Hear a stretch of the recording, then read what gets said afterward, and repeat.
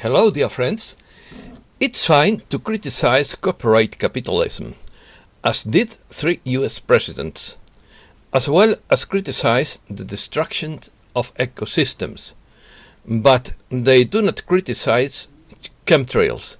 No, they claim the declassification of clean energy patents, which make me suspicious that these young people are either control decent or unknowingly manipulated.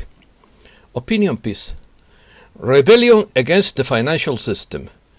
Extinction Rebellion criticizes corporate capitalism.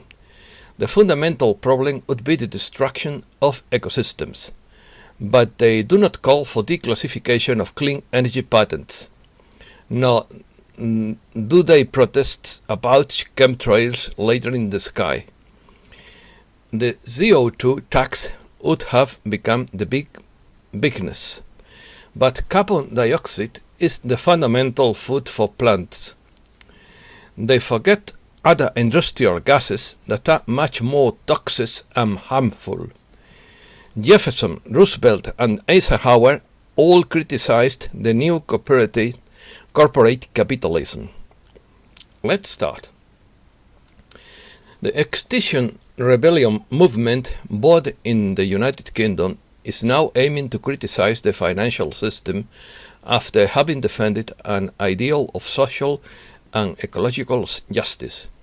In their view, the banking sector is the engine of a harmful system that is leading humankind to its death, and they believe that it is not possible to rely on the illusion of infinite growth. A crime scene with humankind as the victim. Such was the representation created by members of the environmental group Extinction Rebellion in front of 2 financial institutions in Belgium. In addition to blocking the entrance, they asked to stop financing ecocide, as can be read on their banners according to the news published by Euronews. The action ended with the arrest of some 15 people by the Belgian authorities and was part of a global action with similar protests in other parts of the planet. Definition. Extinction Rebellion is a worldwide social movement that aims to influence world governments and global environmental policies throughout non-violent resistance to minimize mass extinctions.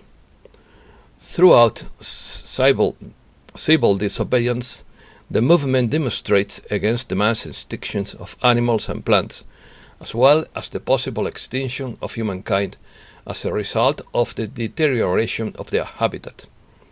This organization was established in 2018, when about 100 academics signed a call to action.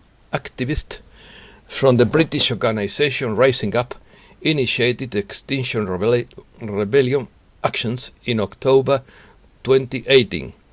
In November 2018, several civil disobedience actions took place in London, resulting in numerous arrests.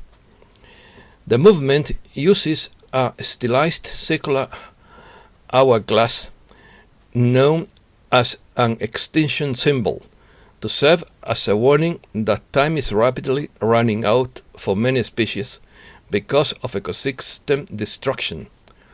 Open letter. On December 9, 2018, they published an open letter signed by 100 academics stating political leaders around the world have failed to address the environmental crisis. If corporate capitalism continues to drive the international economy global catastrophe is inevitable.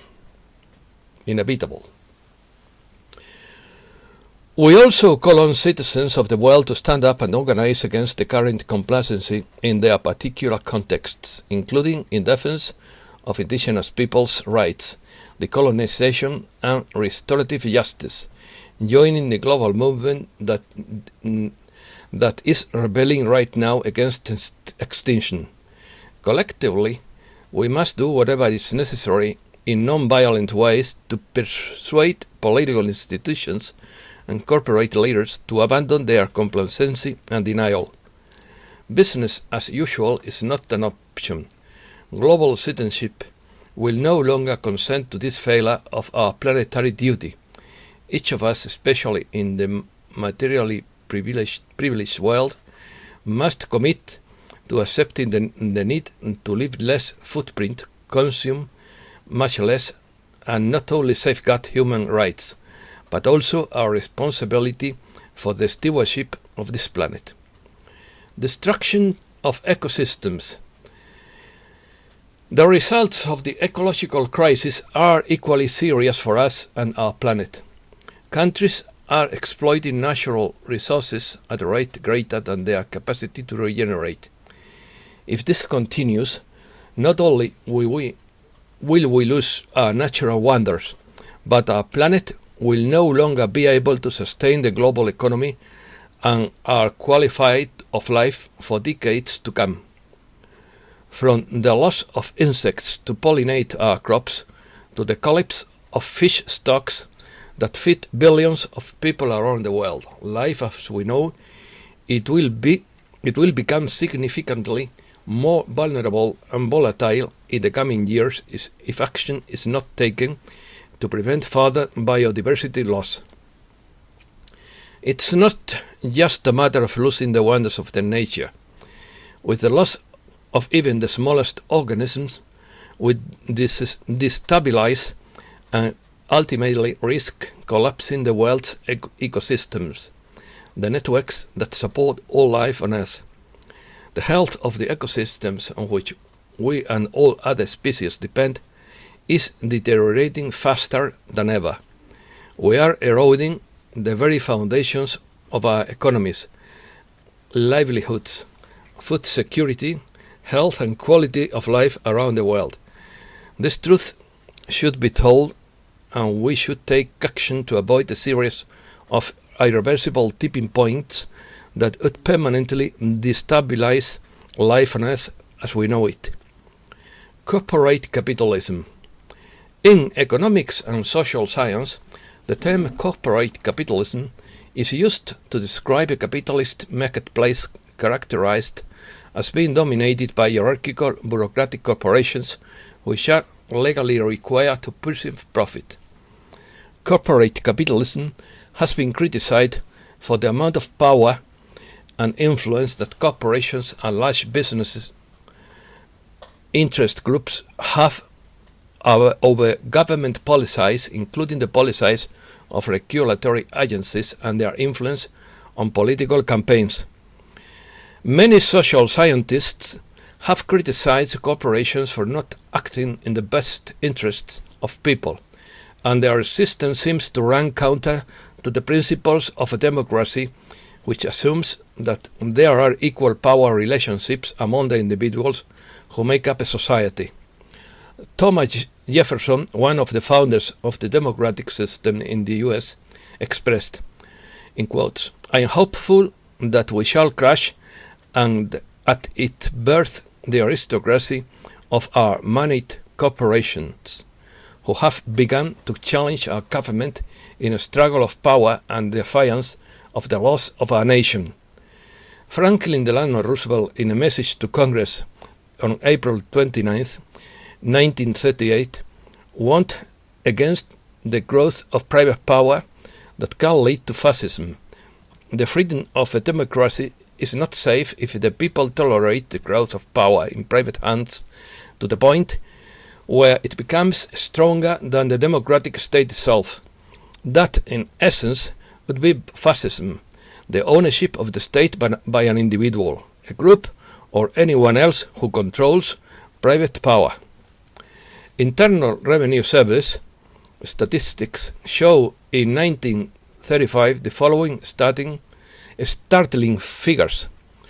Ownership of corporate assets. Among all corporations in the nation, 1/10 of 1% owned 52% of the total assets held by all corporations. Dwight D. Eisenhower criticized the idea of the confluence of the corporate power and the fact of fascism Yet he called attention to the conjunction of an immense military conglomerate and a large armaments industry. In his farewell address to the nation in 1961, and stressed the need to maintain balance between national programs, balance between private and public economy, balance between cost and expectation of advantage. My personal opinion: I have no doubt that this movement has great ideals and is right in most of its claims, but it plays with half-truths and omits other truths, such as claiming hidden patents for clean energy that would end the pollution of the planet. And they don't talk about that, nor they talk about chemtrails. I repeat the phrase. And they don't talk about that, nor they don't talk about chemtrails. The main problem is the destruction of ecosystems, not the supposed climate change or the supposed global warming that brings colder winters every year. This is an invasion of the elite to extort the little money we have.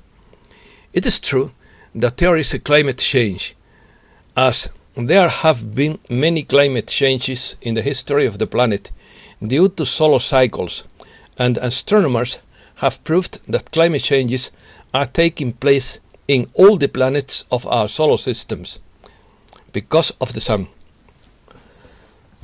Nobody remembers anymore than the Middle Ages. Excuse me.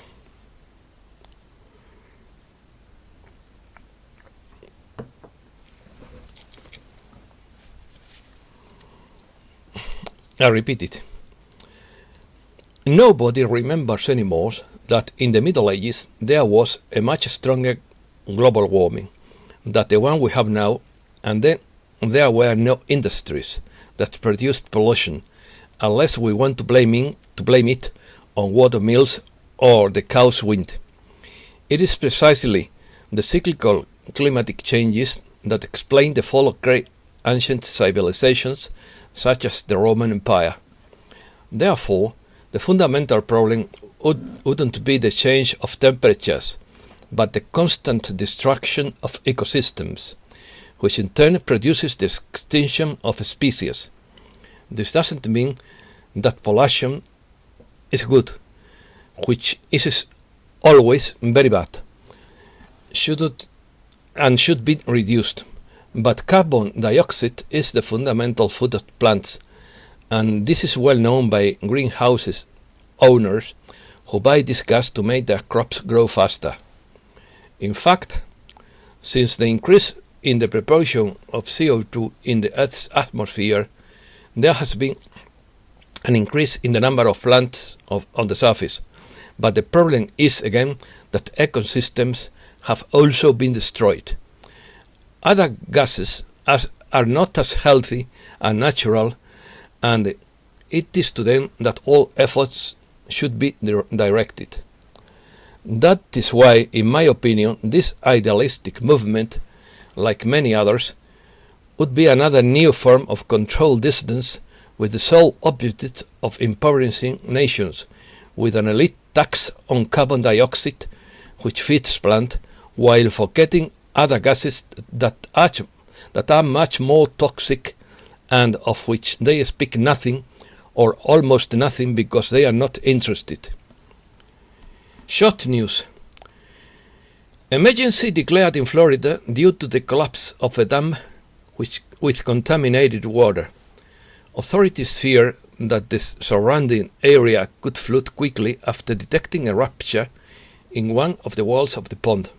Authorities in Florida have begun evacuating danger zones and declared a state of emergency over the imminent risk of a dam collapse at a former fertilizer plant in Manatee County, which stores seawater contaminated with phosphorus and nitrogen, local media report. Jordanian army wants ex-heir to state security. The Jordanian army forces said Saturday that they have asked Prince Hassan bin Hussein, ex-heir to the crown and half-brother half-brother of the current Jordanian king Abdullah II, to stop his activities against the security and stability of Jordan, although they clarified that he hasn't been arrested, the official Petra news agency reported. Escalation of tension between Russia and Ukraine. Tension in the Donbass.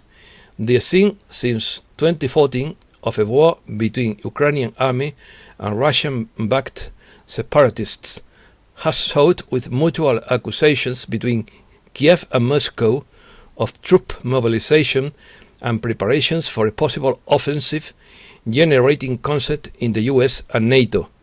Ukrainian President Vladimir Zelensky has accused Moscow of showing muscle on the border with the self-proclaimed Donetsk and Lugansk People's Republics, and increasing troop presence in the area under the guise of military exercises. The conflict in Ukraine could lead to a global conflict between the US, Russia and China, say Berlin and Paris. Sustainable debt boom attracts investors. Sustainable fixed income issues are at record highs, but still do not meet the strong demand for funds, which are the best way to position themselves in this asset and achieve diversification. JP Morgan sees Bitcoin at $130,000 if volatility continues to fall. Bitcoin is back near all-time highs on Friday. The cryptocurrency has reached over $60,000, falling 1% short of its all-time highs. And although it has doubled its value so far this year, some analysts believe it could do so again if the right conditions are met. And that's all for today. Thanks a lot, dear friends.